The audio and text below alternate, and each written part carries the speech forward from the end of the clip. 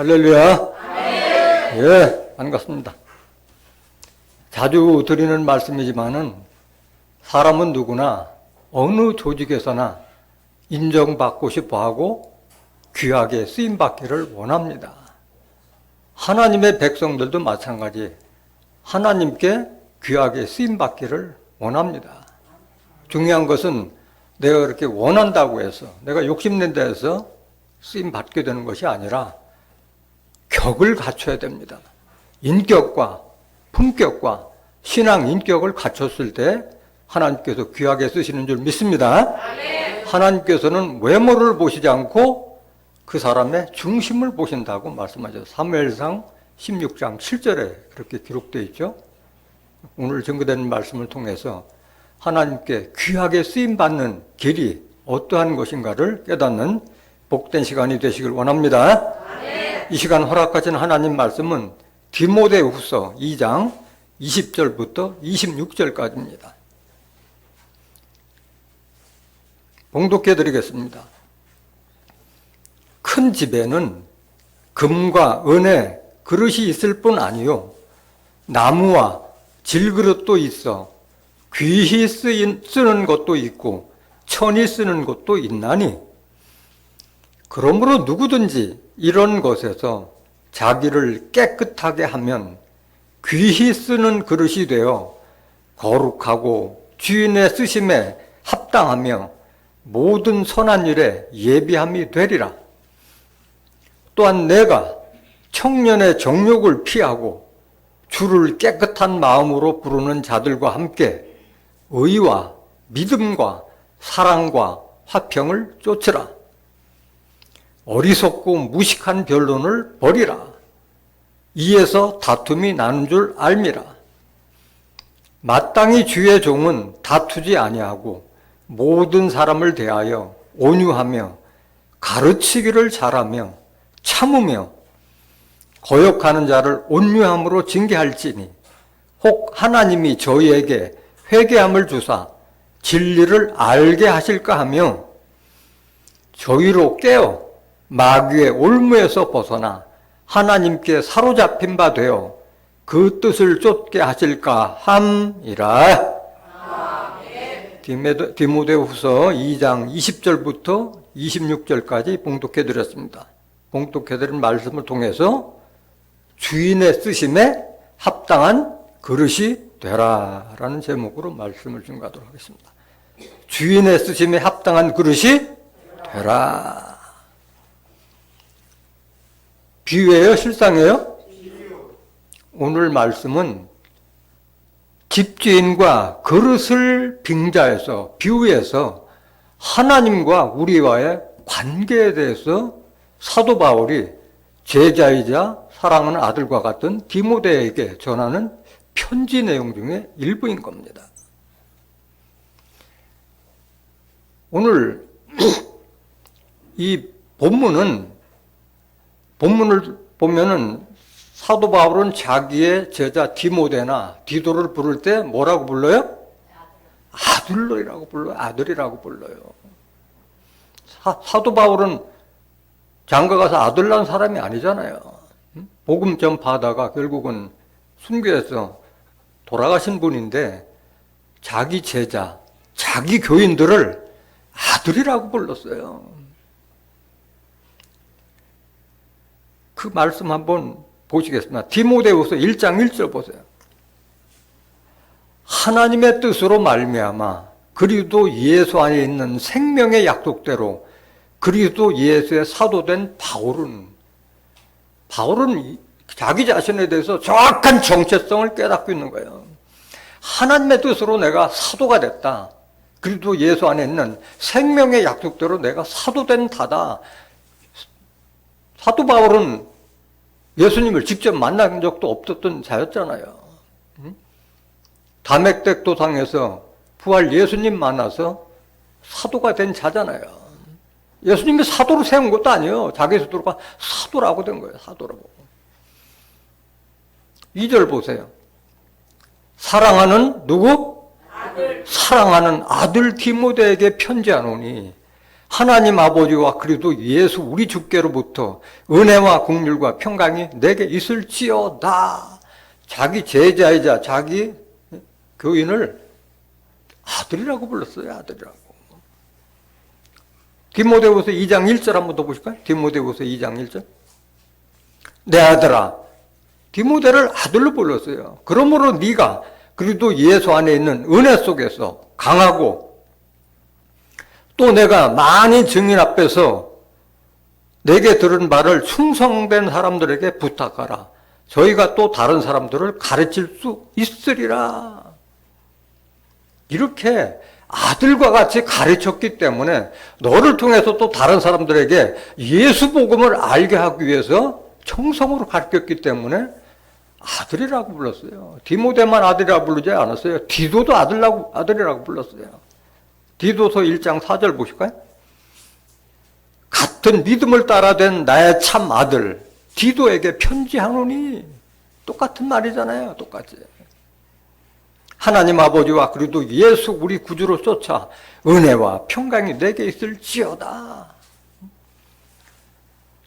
이렇게 꼭 디도나 디모데에게만 하는 것이 아니라 사도 바울은 모든 교인에게 고린도 교인이든 에베소 교회든 빌립보 교회든 다 그렇게 아들과 같은 심령으로 마치 자식을 낳은 부모 같은 심령으로 하나님의 말씀, 그리스도의 말씀을 전했기 때문에 그렇게 당당하게 아들이라고 불렀던 거예요. 고린도전서 4장 14절 한번 보실까요? 내가 너희를 부끄럽게 하려고 이것을 쓰는 것이 아니라 오직 너희를 내 사랑하는 누구같이? 내 사랑하는 자녀같이 권하려 하는 것이다. 고린도 교인에게도 자녀와 같이 대한 거예요. 사도 바울은. 15절. 그리스도 안에서 1만 스승이 있으되 아비는 많지 아니하니 그리스도 예수 안에서 복음으로써 내가 너희를 낳았음이라. 복음으로써 예수님께서 전하신 그 말씀으로 너희를 영적으로 낳았다는 말씀인 거예요. 낳았다는 말씀이에요. 16절. 그러므로 내가 너희에게 권하노니 너희는 나를 본받는 자가 되라. 이렇게 당당했어요. 사도 바울은 나를 본받는 자가 되라. 참양과 참목자의 관계를 알 수가 있는 대목이에요. 사도 바울은 사심없이 아버지와 같은 마음으로 때로는 질책도 하고 징계도 해가면서 자기 교인들을 자녀와 같이 양육시켰던 거예요. 17절. 이를 인하여 내가 주 안에서 내 사랑하고 신실한 아들 디모데를 너에게 보내오노니. 이렇게 인정했어요. 디모데나 디도를 신실한 아들이라고. 저가 너희로 하여금 그리도 예수 안에서 나의 행사고 내가 각처 각 교회에서 가르치는 것을 생각나게 하리라. 내 분신이 돼서 내가 너희들을 대한 것 같이 너희들도 나가서 이렇게 그리스도의 복음을 전하라는 마음에서 키웠기 때문에 당당하게 이렇게 내 아들이라고 불렀던 거예요. 갈라디아서 4장 19절에도 나의 자녀들아 너희 안에 그리스도의 형상이 이루기까지 다시 너희를 위하여 해산하는 수고를 하느니. 사도 바울은 아버지와 어머니와 같은 심적으로 자기 교인들을 양육시킨 거예요. 내 양을 교육시킨 게 아니라 하나님의 양, 예수 그리스도의 양들을 교육시켜서 세계 만문이 하나님의 말씀으로 한 족속, 한 혈통이 되게 하기 위해서 이렇게 온갖 정성과 심혈을 다해서 가르쳤기 때문에 교인 한 사람 한 사람을 자식과 같이 대했던 거예요. 오늘 본문 말씀 보시겠습니다. 디모데후서 2장 10절. 그래서 오늘 말씀은 디모데전서나 디모데후서가 디모데 사랑하는 아들 자기 제자에게 편지를 써서 내는 내용이에요.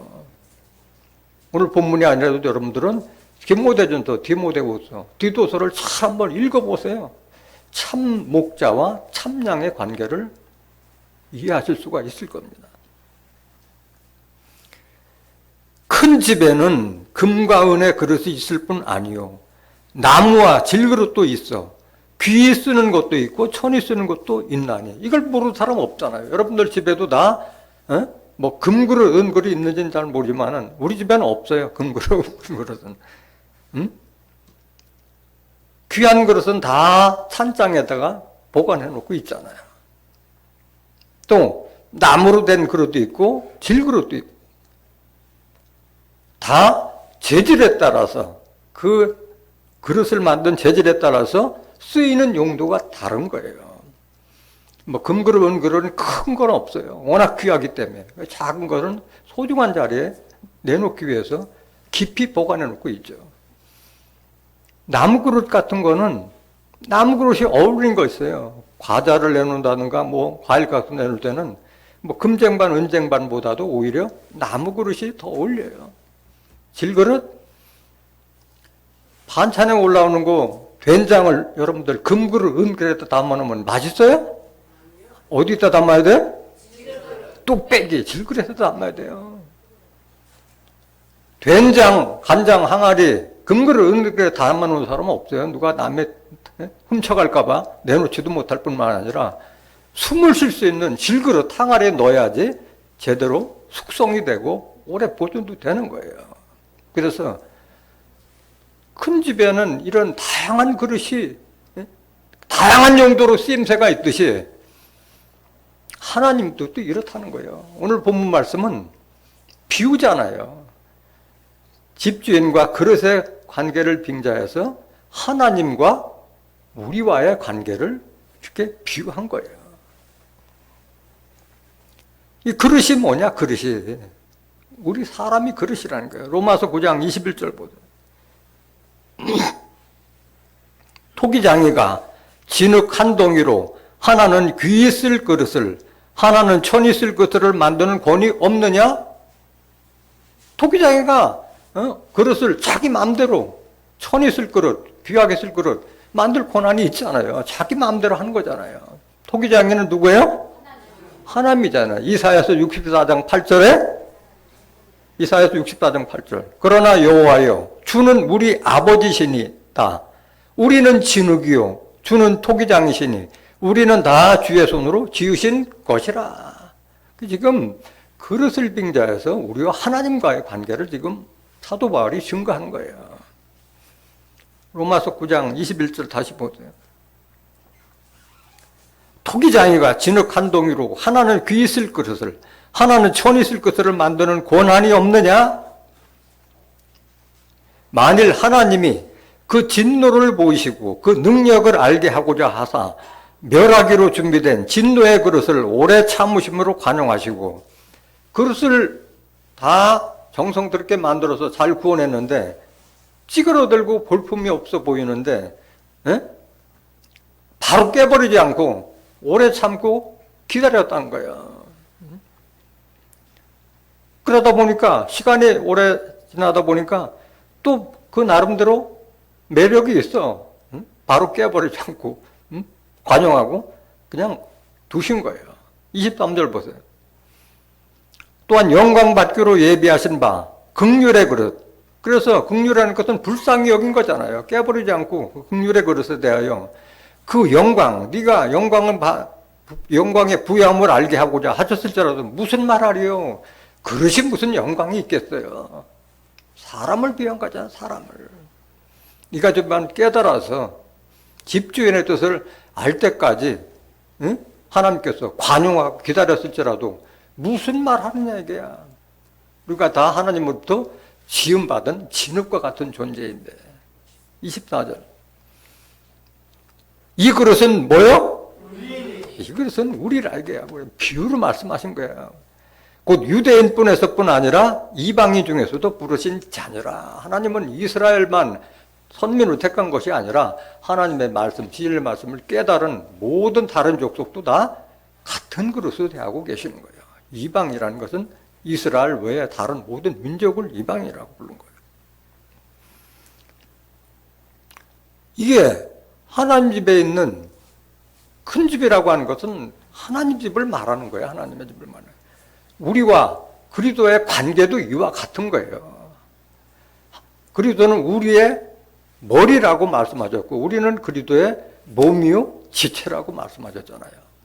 그래서 그 예수님으로부터 하나님께 받은 말씀을 다 성령으로 받아서 말씀을 다 받아도 사람마다 나타나는 은사는 다 달라요.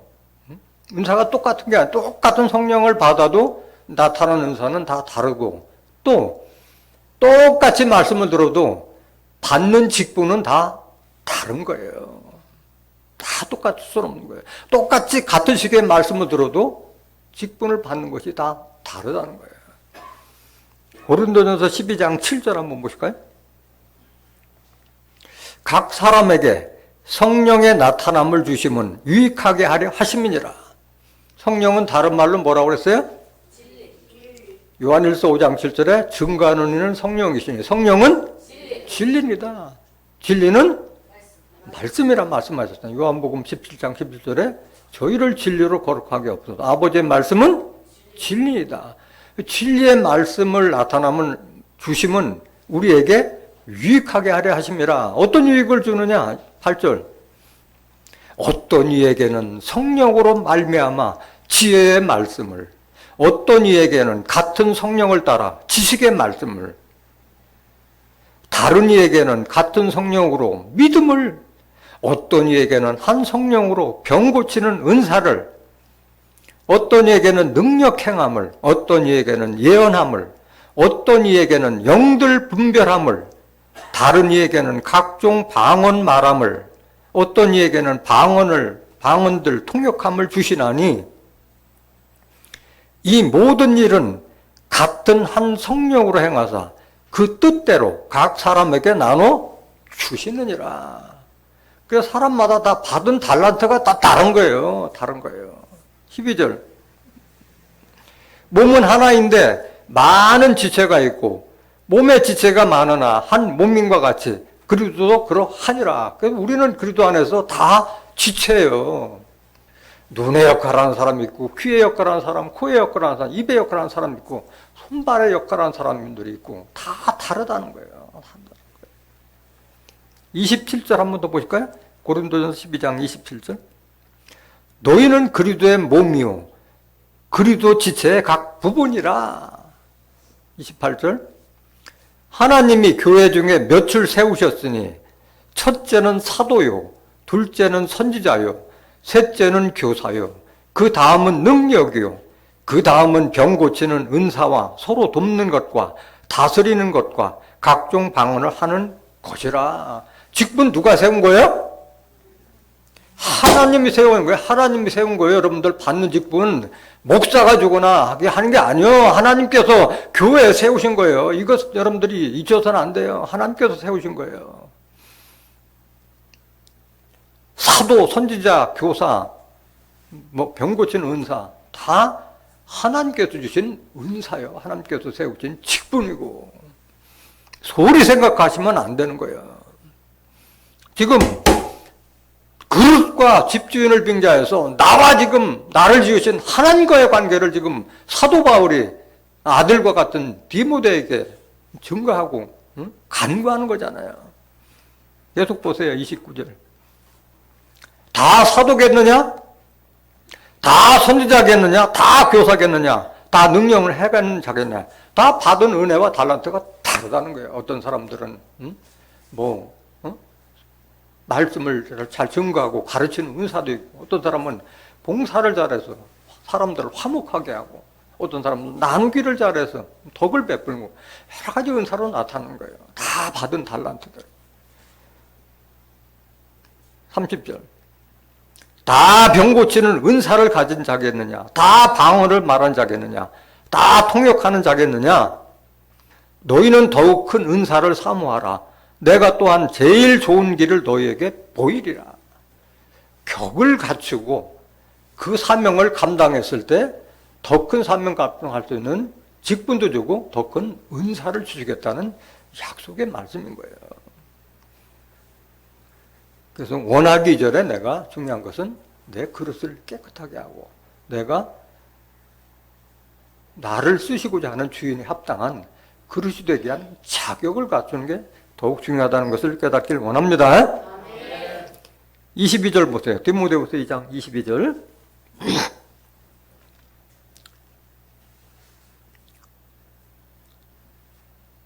21절. 그러므로 누구든지 이런 것에서 자기를 깨끗하게 하면 귀 쓰는 그릇이 되어 거룩하고 주인의 쓰심에 합당하며 모든 선한 일에 예비함이 되리라. 그래서 주인의 쓰시기에 합당한 것은 뭘 해야 돼요? 여기 뭐라고 돼 있어요? 자기를 깨끗하게 했을 때 귀 쓰는 되고 또 거룩한 그릇이 되는 거예요. 그릇이 거룩한 것이 뭐가 있어요? 사람이 거룩하게 되는 거잖아요.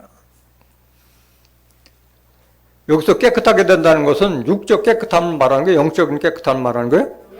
영적으로 심령이 깨끗하게 됐을 때 겉도 깨끗하게 되는 거예요. 아무리 겉을 깨끗하게 해도 마음이 속이 더러우면은 더러운 행위를 할 수밖에 없는 거예요. 그래서 예수님께서 율법사 바리새인들에게 질책했잖아요. 네가 대접과 잔은 깨끗해야 돼. 네 속은 탐욕과 불의가 가득하도 다 질책했잖아요. 깨끗하게 되는 것을 정확하게 알아야 돼요. 속사람이 깨끗해야 되는 거예요. 마태복음 23장 25절 보세요. 화 있을진저 외식하는 서기관들과 바리새인들이요. 거칠이 않은 서기관들과 바리새인들에 대해서 질책하는 말씀이요. 잔과 대접의 겉은 깨끗이 하되 그 안에는 탐욕과 방탕으로 가득하게 하는 도다. 아니 뭐 대접과 잔에 무슨 탐욕과 방탕이 있어요. 사람 마음을 지금 이렇게 그릇에 있는 걸로 비유한 거잖아요. 너들이 그렇다는 거야. 서기관들과 바리새인들이 너들 속에는 탐욕과 방탕으로 가득하게 한다 이거야. 26절 소경된 바리새인아 너들이 소경과 같은 자라는 거예요. 하나님 믿는다고 하면서도 율법에 쩌들어서 내가 증거하는 진리의 말씀을 외면하고 듣지 않는 그들에게 지금 질책하는 거잖아요. 너는 먼저 안을 깨끗이 하라. 그리하면 겉도 깨끗하리라. 속 사람이 깨끗해야지 그 사람의 언행도 깨끗하게 되는 거야.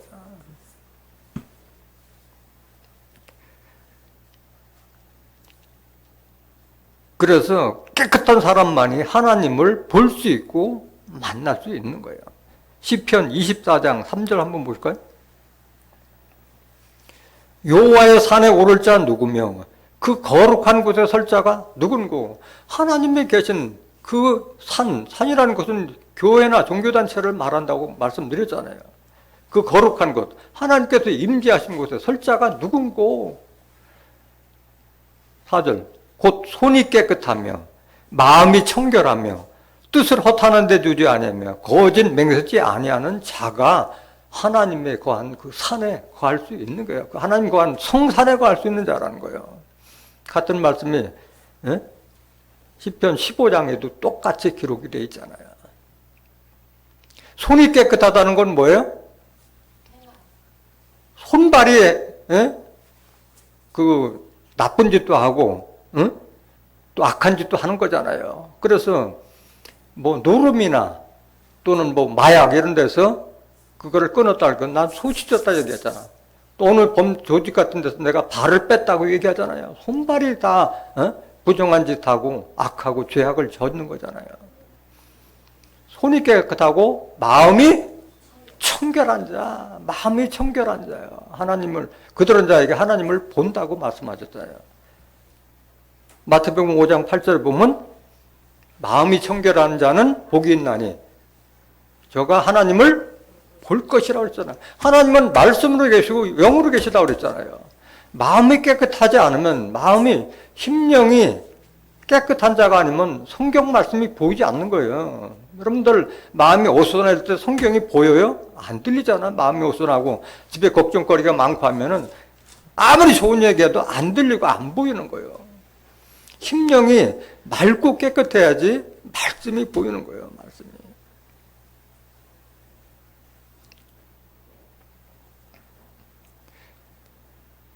다니엘서 12장 10절 한번 더 보실까요? 다니엘서 12장 10절. 많은 사람이 연단을 받아 스스로 정결케 되며 희귀할 것이나 악한 사람은 악을 행하리니 악한 자는 아무도 깨닫지 못하되 오직 지혜 있는 자는 깨달으리라. 그러니까 연단을 받는 것은 진리의 말씀으로 깨달았을 때 연단을 받게 되고 스스로 정결케 깨끗하게 되고 희게 된다는 거예요. 힘이라는 건 흠이 없고 거룩하게 된다는 그런 뜻이잖아요. 사람이 뭐 말씀 받았다고 사람이 하얗게 변하는 것이 아니잖아요. 흠과 티가 없이 깨끗한 모습을 이렇게 비유로 말씀하신 거잖아요. 말씀으로 연단을 받았을 때 깨끗해지는 거예요. 말씀 연단. 왜 하나님께서 우리를 부르셨느냐? 흠없고 거룩한 자가 되기 위해서 택하고 불렀다는 것을 깨달은 자가 자기를 깨끗하게 하는 거예요. 내가 하나님께 부름받았다는 걸 알지 못한 자는 결단코 깨끗하게 될 수가 없어요. 아, 하나님께 이래서 나를 부르셨구나. 그걸 깨달은 자가 자기 스스로를 깨끗하게 할 수 있는 거예요. 에베소서 1장 3절 보세요. 찬송하리로다. 하나님 곧 우리 주 예수 그리스도의 아버지께서 그리스도 안에서 하늘에 속한 모든 신령한 복으로 우리에게 복 주시되 곧 창세전에 언제? 창세전에 그리스도 안에서 우리를 택하사 이걸 아셔야 돼요. 우리로 사랑 안에서 그 앞에 거룩하고 흠이 없게 하시려고 이런 사람 되기 위해서 택하고 불러서 이 귀한 말씀을 주시는 거예요. 이 귀한 말씀을 다 듣는 게 아니잖아요. 지금 거짓 목자들에게 비진리의 말씀을 듣고 분별 못하는 자들이 얼마나 많아요. 하나님의 말씀을 창세기부터 계시록까지 속속들이 다 알 수 있게끔 실상으로 증거해 주는 데가 많지 않잖아요. 거룩하고 흠이 없게 하려고 부르신 거예요. 5절. 그 기쁘신 뜻대로 우리를 예정하사 예수 그리스도로 말미암아 자기의 뭐가 되게 하셨으니? 아들들이 되게 하기 위해서 부른 거예요. 이걸 모르니까 다 아직도 종이라고 죄인이라 하는 곳에서 머리 숙이고 아멘 아멘 하는 거예요.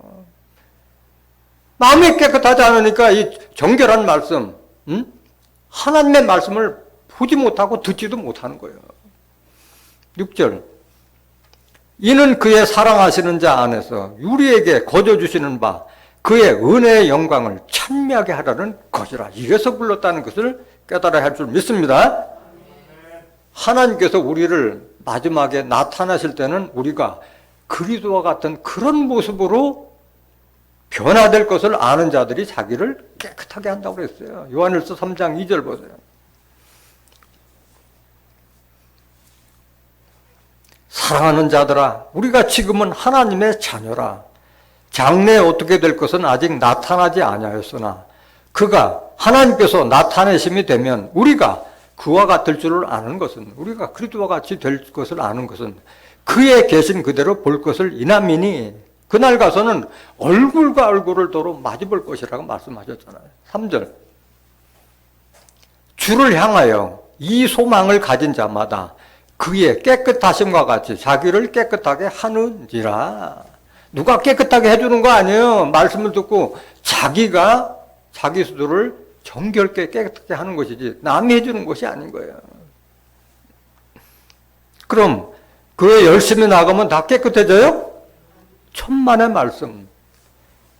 진리로 우리를 거룩하게 되고 진리가 우리를 깨끗하게 하는 거예요. 진리의 말씀을 듣는 곳에는 죽을 때까지 교회 다녀도 깨끗함을 받지 못해요. 심판하는 영과 소멸하는 영이 있는 시온과 예루살렘에서 이 살아계신 하나님 말씀을 듣지 못하면 소용이 없는 거예요. 깨끗하게 될 수가 없는 거예요. 이사야서 4장 3절 보세요.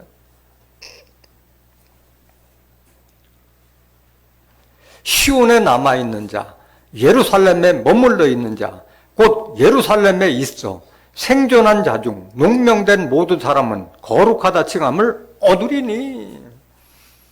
시온과 예루살렘에서 생존해서 끝까지 살아남아서 그 중에서도 생명책에 농명된 자가 거룩하다 칭함을 얻으리라고 된 거예요. 하나님께서 주신 말씀이에요. 이사야 선자에게. 내가 등가는 말이 아니잖아요. 대언할 뿐이잖아요. 이 말씀은. 시온과 예루살렘에서 말씀을 듣지 않으면은 결코 이렇게 거룩한 사람이 될 수가 없는 거예요. 시온과 예루살렘이라니까 저 중동 땅 시온과 예루살렘이 아니잖아요. 스가랴서 8장 3절에 내가 시온에 돌아왔은즉 예루살렘 가운데 거하리니 예루살렘은 진리의 성읍이라 일컫겠고 진리의 말씀으로 성과 각을 이룬 울타리 이룬 그 장소가 바로 시온이고 예루살렘인 거예요. 진리의 말씀이 없으면 거기 시온도 아니고 예루살렘도 아닌 거예요. 진리의 말씀을 받았을 때 그 진리가 나를 거룩하고 깨끗하게 할 수 있는 거예요. 왜 그러냐? 4절 이는 주께서 그 심판하는 영과 소멸하는 영으로, 여기 주는 하나님을 말하시는 거잖아요. 하나님께서 그 심판하는 영과 소멸하는 영으로 시온의 딸들의 더러움을 씻으시며 예루살렘의 피를 그 중에서 청결케 하실 때가 됨이라 말씀하셨잖아요. 심판이라고 하는 것은 옳고 그름을 분별해 줘서 그걸 나뉘게 하는 것을 심판하는 영이요. 영이라는 것은 요한복음 6장 63절에 살리는 것은 영이요 육은 무익하니라. 내가 너에게 이른 이 말이 영이요 생명이라. 하나님의 말씀이 심판한 영이고 소멸하는 영이에요. 소멸하는 것은 나에게 나쁜 생각, 악한 생각, 죄악을 버리게 하는 것이 바로 소멸의 영이라니까. 아, 이것은 옳지 않구나. 악을 분별해서 버리는 것을 소멸하는 영이라는 거예요. 그런데 선과 악을 분별하지 못하는 자가 어떻게 그걸 버릴 수가 있겠어요? 말씀을 통해서 아, 이게 옳고 이게 옳지 않구나. 말씀을 통해서 분별하는 거잖아요.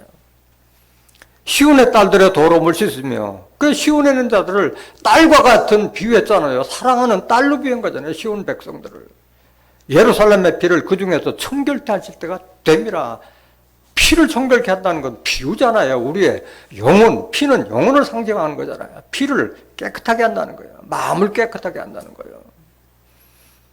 하나님은 시온과 예루살렘을 위해서만 일하시잖아요. 이사야서 62장 1절에서 3절에 기록된 말씀과 같이 하나님께서는 시온의 공기가 빛같이 예루살렘 공이 횃불같이 나타나도록 시온을 위하여 잠잠하지 아니하고 예루살렘에서 쉬게 하지 아니라 말씀하셨잖아요. 시온과 예루살렘을 위해서만 일하시는 거예요. 하나님께서는. 이곳에서 말씀 듣지 아니하면은 소용이 없는 거예요. 진리의 말씀을 듣지 못하는데 어떻게 자기를 깨끗하게 할 수가 있겠어요? 이렇게 깨끗한 그릇이 돼서 하나님께서 쓰시고자 하는 것은 왜 그렇게 깨끗하게 하느냐? 하나님의 사람으로 선한 일에 쓰기 위해서 그렇게 하나님께서 택하고 모시고 부르신 거예요. 그러니까 말씀을 알지 못하는 자들은 결단코 이 쓰임을 받지 못하는 거예요. 디모데후서 3장 16절 보세요. 이것도 디모데에게 한 말이잖아요. 사도 바울이. 모든 성경은 하나님의 감동으로 된 것으로 교훈과 책망과 바르게 함과 의로 교육하기에 유익하니, 이는 이렇게 책망하고 교훈하고 가르치는 것은 하나님의 사람으로, 누구 사람? 하나님의 사람으로 온전케 하며 모든 선한 일을 행하기에 온전케 하려 함이니라. 하나님은 이런 뜻을 이루시기 위해서 우리를 택하고 불러서 쓰시는 거예요. 이걸 깨달은 자들이 진리의 말씀을 듣고 하나씩 하나씩 버리고 소멸하고 해서 그리스도를 닮아가는 거잖아요. 말씀을 듣지 못하는데 어떻게 변해갈 수 있겠어요? 디모데후서 2장 22절.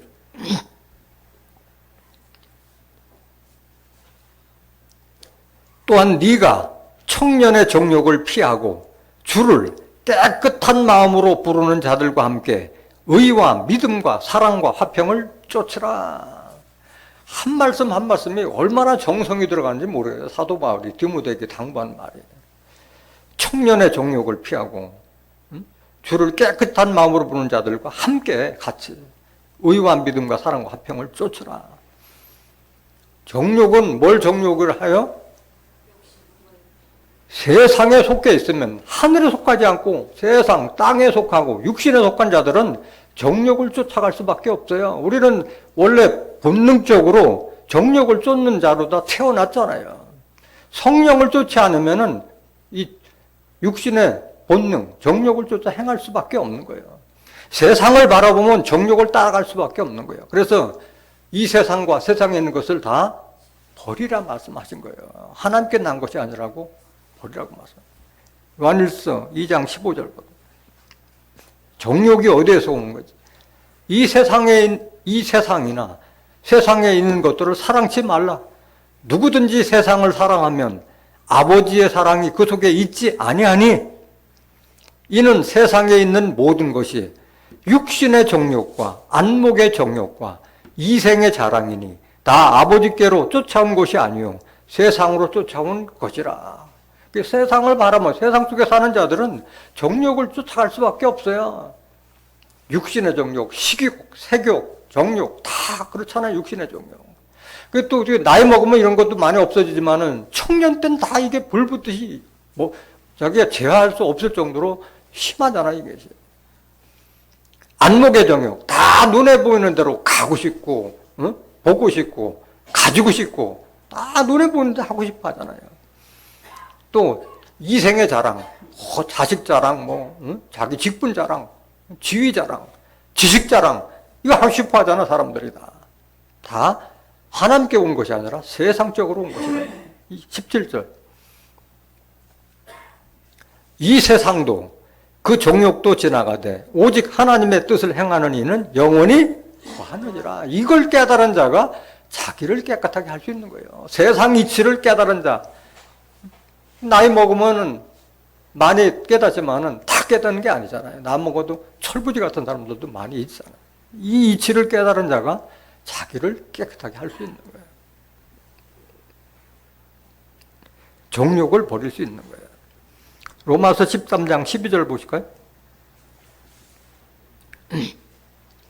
밤이 깊고 낮이 가까웠으니 그러므로 우리가 어둠의 일을 벗고 빛의 갑옷을 입자. 이것은 그 낮과 밤은 우리가 저녁, 아침과 밤 이걸 얘기하는 것이 아니라 밤이 깊다는 건 어둠이 깊고 낮이 가까웠다. 캄캄한 어둠 속에 이제 빛의 날이 가까웠다. 그 말이에요. 구원 때가 가깝다는 그 말이에요. 그러므로 우리가 어둠의 일을 벗고 빛의 갑옷을 입자. 깨닫지 못하는 게 어둠이라 했어요. 요한복음 1장 5절에 보면은 빛이 어둠에 빛이 돼. 어둠이 깨닫지 못하더라. 지금 세상에서 하나님의 뜻과 섭리에 대해서 캄캄하잖아요. 근데 낮이 가까웠다. 그러니까 어둠에서 하나님의 뜻을 모르는 데서 제발 벗어나서 빛의 갑옷을 입자. 말씀으로 전신갑자라는 말이잖아요. 빛이라는 것은 하나님은 빛이고 예수님이 빛이라고 말씀하셨잖아요. 요한일서 1장 5절에 하나님은 빛이라 말씀하셨고 요한복음 8장 12절에 예수 그리스도 세상의 빛이라 말씀하셨잖아요. 에베소서 5장 8절에 보면 전에는 너희가 어둠에 있으니 이제는 그리스도 안에서 하나님의 빛의 자녀라고 말씀하셨잖아요.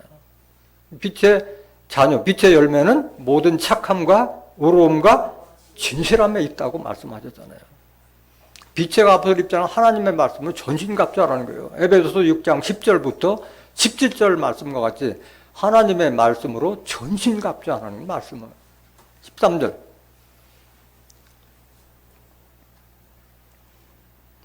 낮에와 같이 단정히 행하고 방탕과 술 취하지 말며 음란과 호색하지 말며 쟁투와 시기하지 말고. 이게 다 육신에 속한 자, 땅에 속한 자, 하나님의 섭리를 모르는 자들이 이러고 있는 거잖아요. 14절 오직 주 예수 그리스도로 옷 입고 정욕을 위하여 육신의 일을 도모하지 말라. 육신의 일이 바로 정욕을 쫓아 행하는 거예요. 그리스도로 옷 입으라는 것은 그리스도의 말씀으로 옷 입으라. 예수님의 속옷, 호지 않고 통으로 짠 그 순수한 진리의 말씀으로 옷 입으라는 그 말씀이잖아요. 주를 깨끗한 마음으로 부르는 자들과 함께 의와 믿음과 사랑과 화평을 쫓으라 말씀하셨어요. 의를 쫓으라고 말씀하셨잖아요. 의를 쫓으라. 마태복음 6장 33절에도 보면 너희는 하나님의 나라와 그의 의를 구하라 말씀하셨잖아요. 그러면 다 모든 것을 더해준다고 말씀하셨잖아요. 의를 행할 수 있는 것은 빛의 열매, 빛의 자녀된 자들만이 의를 행할 수 있는 거예요. 에베소서 5장 9절에 보면 빛의 열매는 모든 착함과 의로움과 진실함이 있다고 말씀하셨잖아요. 그 의를 구하기 위해서는, 또 그 믿음을 구하기 위해서는 그리스도를 믿었을 때 의가 생기고 믿음이 생기는 거예요. 예수 안에 있는 거예요. 예수 안에 믿음과 의가. 디모데후서 1장 13절 한번 볼까요? 디모데후서 1장 13절 같은 말씀을 계속 사도 바울이 반복하고 있는 거예요. 너는 그리스도 예수 안에 있는 믿음과 사랑으로서 내게 들은 바 바른 말을 본받아 지키고, 그 믿음과 사랑이 다 그리스도 예수 안에, 예수님의 말씀 안에 다 있다는 말씀이에요. 14절 우리 안에 거하시는 성령으로 말미암아 내게 부탁한 아뢰는 것을 지키라. 성령 말씀을 지키라. 진리의 말씀 안에서. 빌립보서 3장 4절 한번 더 볼까요? 빌립보서 3장 4절 그러나 나도 육체를 신뢰할 만하니 만일 누구든지 다른 이가 육체를 신뢰할 것이 있는 줄로 생각하면 나는 더욱 그러하리니. 그러니까 유대인들이 자기의 정통성을 자랑했지만은 나도 너보다 못한 사람이 아니다 얘기하는 거잖아요. 5절 내가 8일 만에 할례를 받고 이스라엘의 족속이요 베냐민 지파요 히브리인 중에 히브리인이요 율법으로는 바리새인이요 열심으로는 교회를 핍박하고 율법의 의로는 흠이 없는 자로라. 그러나 이게 반전이에요. 내가 이런 사람이다. 그러나 무엇이든지 내게 유익하던 것을 내가 그리스도를 위하여 다 해로 여길 뿐더러 또한 모든 것을 해로 여김은 내 주 그리스도 예수를 아는 지식이 가장 고상함을 인함이라. 이걸 깨달았기 때문에 그걸 다 버린 거예요.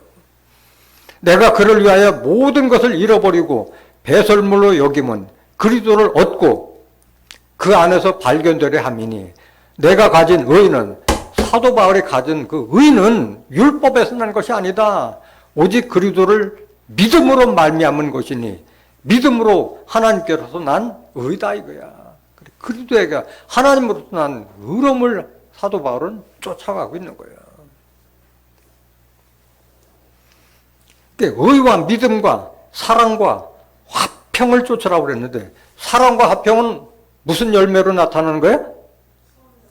성령의 열매 속에 사랑과 화평의 열매가 다 들어있잖아요. 성령, 진리의 말씀 안에서 그 안에 사랑이 있고 화평이 있는 거예요. 갈라디아서 5장 22절 보세요.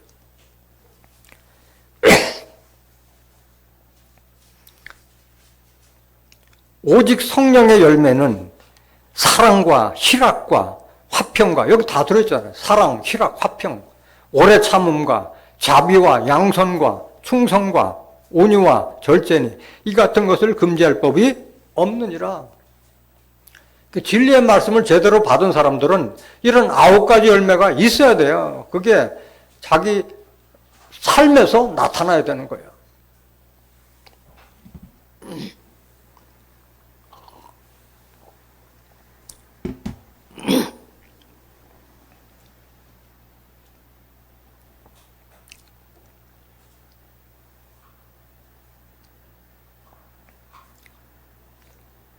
이 사랑과 화평은 특히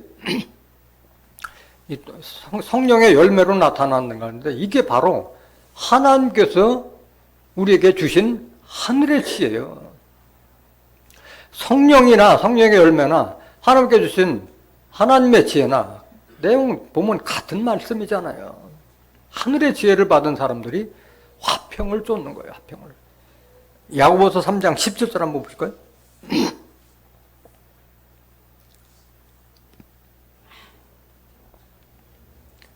오직 위로부터 난 지혜는 첫째 성결하고, 하나님의 지혜를 받는 자들이 성결, 거룩하고 깨끗하다는 거잖아요. 하나님의 지혜를 받은 자가 깨끗하게 되는 거예요.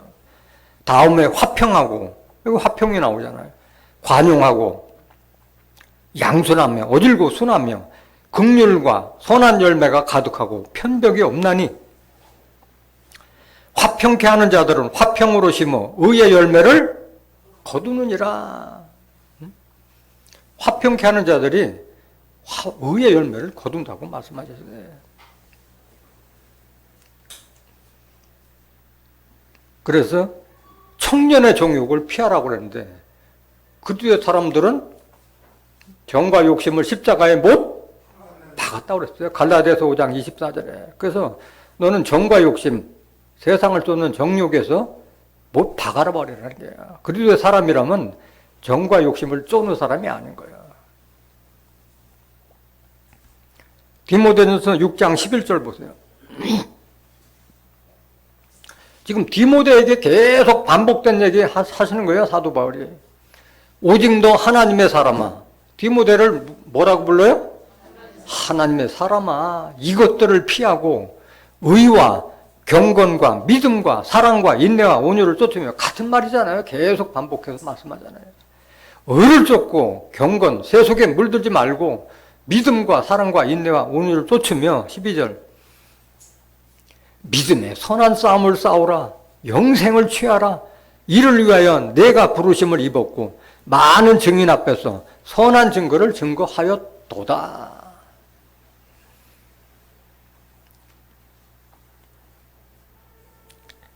디모데후서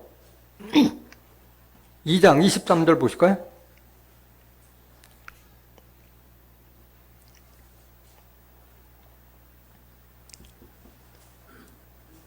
디모데후서 2장 23절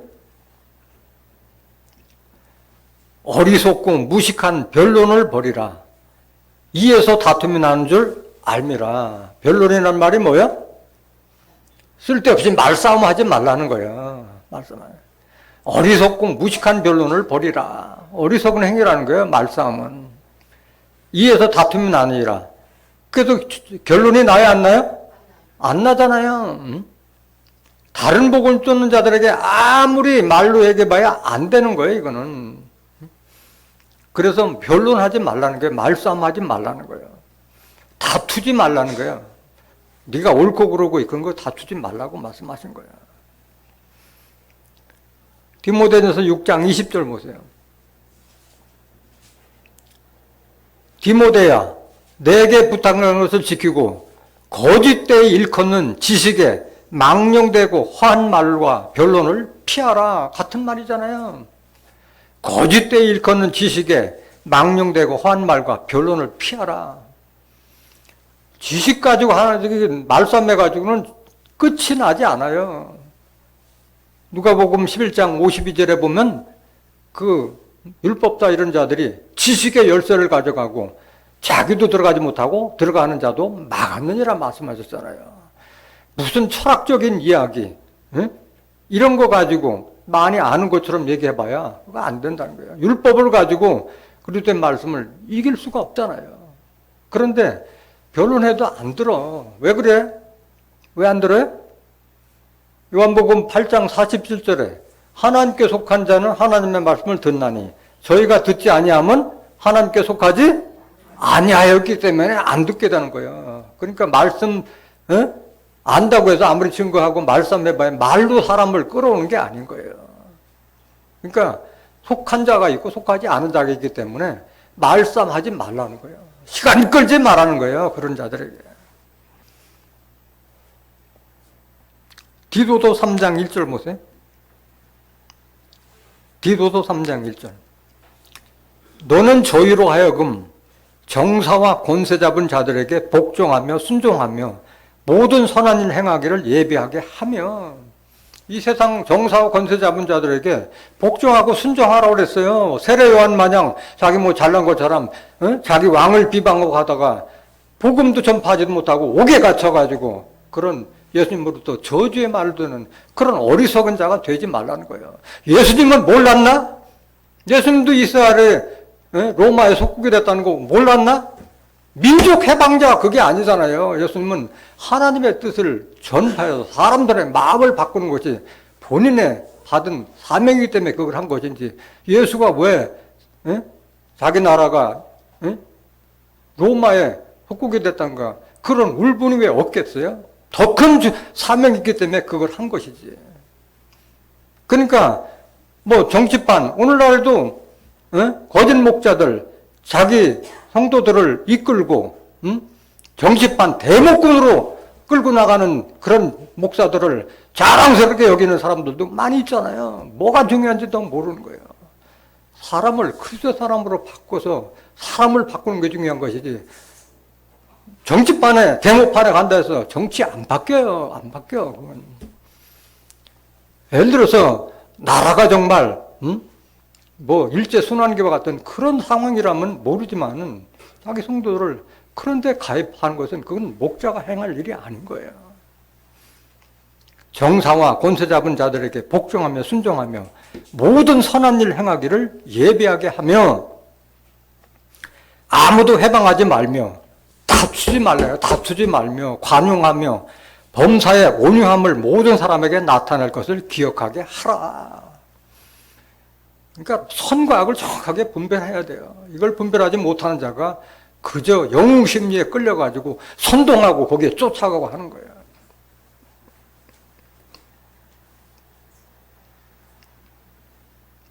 구절 보세요. 디도서 3장 9절. 그러나 어리석은 변론과 족보 이야기와 분쟁과 율법에 대한 다툼을 피하라. 이거 가지고 얘기해봐야 끝이 안 나. 응? 그 족보 이야기, 응? 율법에 대한 다툼. 이것은 무익한 것이요. 이게 헛된 것이요. 이게 헛된 것이다. 이게. 10절. 이단에 속한 사람을 한두 번 훈계한 후에 멀리하라. 이단이라는 거 이단이 뭔지도 몰라. 끝이 다르다는 얘기인데 자기가 성경에 무식한 것은 생각지 못하고 성경 말씀을 전하면 이상하고 이단 취급하는 게 오늘날 기독교의 풍토라니까. 이단에 속한 자, 하나님께 속하지 않은 자들에게 변론을 해봐야 시간 낭비니까 한두 번 훈계한 후에 쫓아내버리라는 거예요. 상대하지 말라는 거예요. 11절. 이러한 사람은, 이런 변론 좋아하고 이단에 속한 사람은 네가 아는 바와 같이 부패하여서 스스로 정죄한 자로서 죄를 짓느니라. 그러니까 시간 끌지 말라는 거야. 디모데후서 2장 24절.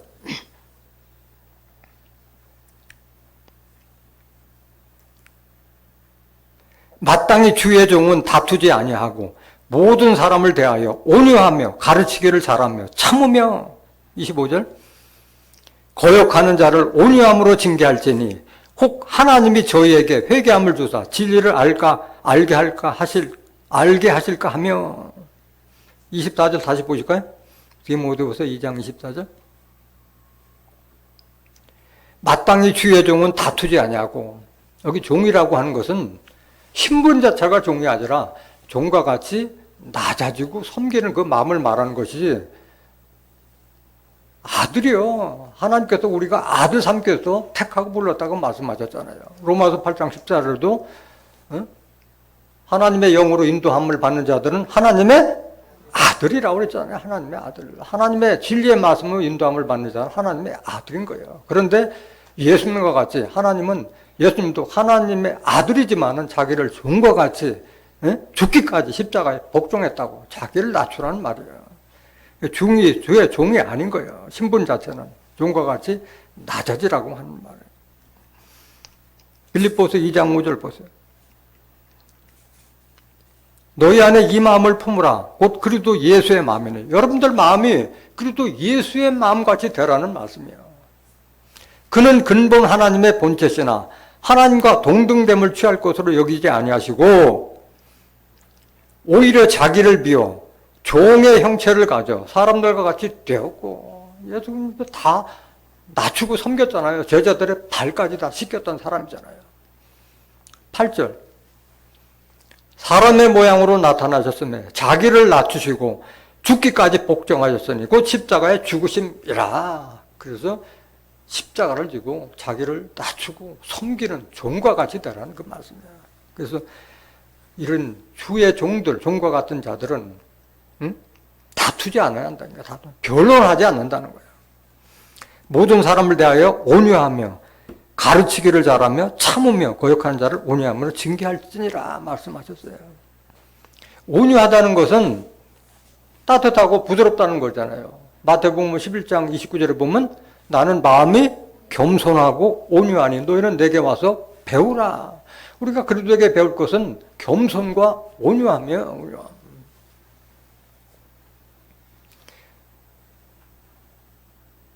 골로새서 3장 12절 보세요. 골로새서. 지금 뭐 빌립보서나 골로새서나 디모데 전후서 다 사도 바울이 자기 교인들에게 전하는 편지 내용이잖아요. 그러므로 너희는 하나님의 택하신 거룩하고 사랑하신 자처럼, 하나님은 우리를 택할 때 거룩하고 하나님께서 사랑하는 자기 때문에 택하고 부르신 거예요. 긍휼과 자비와 겸손과 온유와 오래 참음을 옷 입고, 이런 걸로 옷 입으라는 거예요. 긍휼, 남을 불쌍히 여기고, 사랑을 베풀고, 겸손하고 온유와 오래 참음을 옷 입고.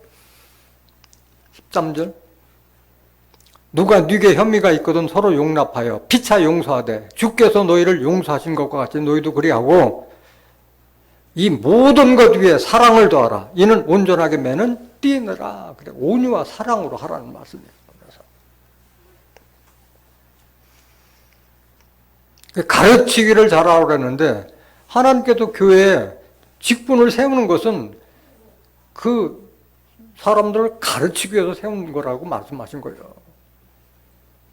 에베소서 4장 11절에 보면 하나님께서 교회에 사도와 선지자와 복음 전하는 자와 목사와 교사를 세운 그 이유는 하나님의 사람으로 온전케 하며 봉사의 일을 하게 하며 그리스도의 몸을 이루게 하심이라고 말씀하신 거예요. 직분을 받은 것은 군림을 받고 대접받기 위해서 한 것이 아니라 자기 교인들을 온전한 사람으로 양육시키고 봉사일을 하게 하고 그리스도의 지체가 되기 위해서, 교육시키기 위해서 세우신 것을 깨달아야 할 줄 믿습니다.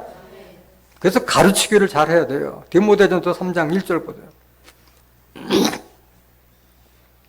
미쁘다 이 말이에요. 미쁘다는 것은 미덥다는 말이에요. 미덥다. 사람이 감독의 직분을 얻으려 하면 선한 일을 사모한다 함이로다. 그러므로 감독은 책망할 것이 없으며 한 아내의 남편이 되며 절제하며 근신하며 아담하며 나그네를 대접하며 뭘 잘하며? 가르치기를 잘. 알아야지 가르치지. 자기가 성경 말씀 보는데 어떻게 가르쳐요? 자기가 인격과 품격을 갖추지 못했는데 어떻게 사람에게 인격을 가르치고 신의 성품을 가르쳐 주겠느냐고. 자기가 그렇게 사도 바울처럼 본이 됐을 때 언행으로 보여주는 것이 말로 가르치는 게 아니잖아요. 행실을 보고 따라하는 거지. 가르치기를 잘하면. 3절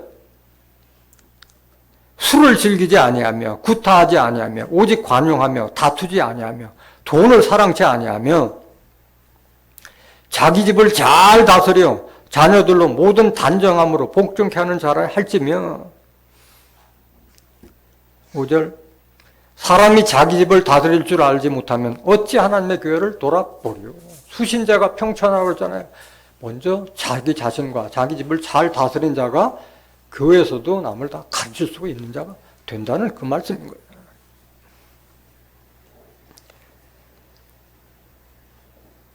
거역하는 자를 온유함으로 징계할지니. 그 거역하는 자를 징계까지 하라고 말씀하신 거예요. 징계는 아들과 같은 자기 때문에 징계할 수 있는 거지 사생자에게는 징계할 수 없는, 남의 자식을 징계까지 할 수가 없잖아요. 아들이기 때문에 징계할 수 있는 거예요. 히브리서 12장 7절 보세요. 너희가 참음은 징계를 받기 위함이라. 하나님이 아들과 같이 너희를 대우하시나니 어찌 아비가 징계하지 않는 아들이 있으리요? 징계는 다 받는 것이오늘 너희에게 없으면 사생자요 참 아들이 아니니라. 아들과 같기 때문에 훈계도 하고 질책도 하고 나분하기도 하는 거예요. 9절 우리 육체의 아버지가 우리를 징계하여도 공경하였거든 하물며 모든 영의 아버지께 더욱 복종하여 살려 하지 않겠느냐? 저희는 잠시 자기의 뜻대로 우리를 징계하였거니와 육신의 부모는 자기 뜻대로 우리를 징계하였거니와 오직 하나님은 우리의 유익을 위하여 그의 거룩하심에 참여케 하시니라. 우리가 거룩하게 성장하기 위해서 징계하고 훈계하시는 거예요. 11절. 무릇 징계가 당시에는 즐거워 보이지 않고 슬퍼 보이나 후에 그로 말미암아 연달한 자에게는 의의 평강한 열매를 맺나니 그러므로 피곤한 손과 연약한 무릎을 일으켜 세우고 너의 발을 위하여 굳은 길을 만들어 저는 다리로 하여금 어그러지지 않고 고침을 받게 하라. 실족하지 않고 그래도 이렇게 올바로 갈 수 있도록 하라 이 말씀이에요. 그래서 사랑하는 자에게 초달을 하는 거예요. 회초를 치는 거예요. 그 징계를 하지 않으면은 자기 자식을 사랑하지 않는 자예요. 부모가 아닌 거예요. 가르쳐야 되는 거예요. 잠언서 13장 24절 보세요. 초달을 참아 못하는 자는 그 자식을 미워함이라.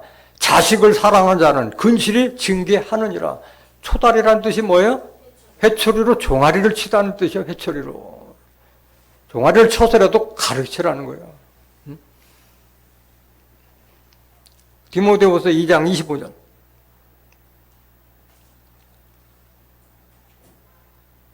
거역하는 자를 온유함으로 징계할지니 혹 하나님이 저희에게 회개함을 주사 진리를 알게 하실까 하며 저희로 깨어 마귀의 올무에서 벗어나 하나님께 사로잡힌 바 되어 그 뜻을 쫓게 하실까 함이라. 이 뜻을 위해서 징계하고 회초리를 치는 거예요. 하나님은 지금 우리가 다 회개해서 하나님께 돌이키기 위해서 지금 기다리고 계시는 거예요. 베드로후서 3장 9절 보세요.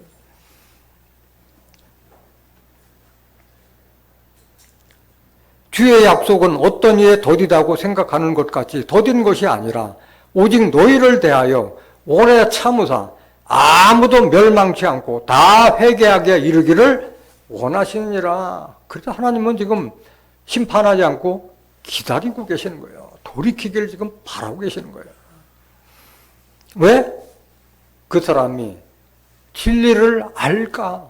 하나님의 뜻을 알게 하실까 해서 기다리고 계시는 거예요. 진리를 알게 되면 어떻게 돼요? 요한복음 8장 32절에 너희가 진리를 알지니 진리가 너희를 자유케 하리라. 진리를 알았을 때 모든 자유를 얻을 수 있는 거예요. 거리낌이 없잖아요. 진리를 알 때. 진리를 알 때 우리가 거룩하게 된다고 말씀해요. 저희를 진리로 거룩하게 하옵소서. 아버지의 말씀은 진리이다. 요한복음 10장 17절. 마귀의 울무에서 벗어나기를 하나님께서 바라고 계시는 거예요. 이걸 깨닫지 못한 자들이 다 마귀에게 사로잡히기 때문에 깨닫지 못하는 거예요. 베드로전서 5장 8절에 보면 마귀가 우는 사자같이 삼킬 자를 찾는다고 그랬잖아요. 마귀도 만만한 자를 보고 찾아가는 거예요. 마귀에 대해서 여러 번 설명드렸지만은 마귀는 무슨 험상궂은 그런 모습 나타나는 것이 아니에요. 다 말씀을 믿는, 하나님을 믿는 사람으로 나타난 거예요. 요한복음 8장 44절 보세요. 마귀의 정체를 제대로 아셔야 돼요. 근신하라. 요한복음 8장 44절.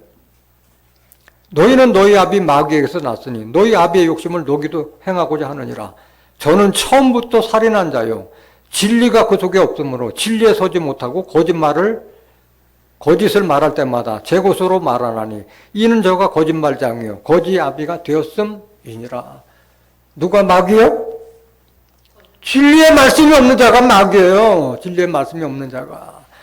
이 사람들 다 하나님 믿는 율법 믿는 자였잖아요. 유대인들, 율법사, 바리새인들, 바리새파, 사두개파 다 하나님 믿는 자들이었잖아요. 진리가 없으므로 거짓말하는 거예요. 목자가 거짓말할 리가 없잖아요. 진리를 알지 못하니까 그 말이 성경과 말씀이 다르니까 그걸 거짓이라고 하는 거예요. 거짓. 그래서 마귀의 올무에서 벗어나 하나님의 뜻을 깨닫기를 하나님께서는 바라고 있는 거예요. 하나님의 뜻이 뭐예요? 하나님의 뜻을 알게 하실까 하는데 하나님의 뜻이 뭐예요? 요한복음 6장 40절에 보면은 내 아버지의 뜻은 아들을 보고 믿는 자마다 영생에 이르게 하는 이것이니 마지막 날에 내가 다시 이를 살리리라 말씀하셨잖아요. 오늘 집주인과 그릇을 빙자해서 하나님과 우리의 관계에 대해서 설명한 사도 바울이 아들과 같은 디모데나 디도에게 전한 그 말씀을 통해서 하나님께 귀하게 쓰임받기 위해서는 그릇을 깨끗하고 거룩하게 하라고 말씀하셨어요. 여러분들 모두가 하나님께서 선한 일에 귀하게 쓰는 귀한 그릇들이 되시기를 예수님의 이름으로 간절히 축원합니다. 말씀 마치겠습니다.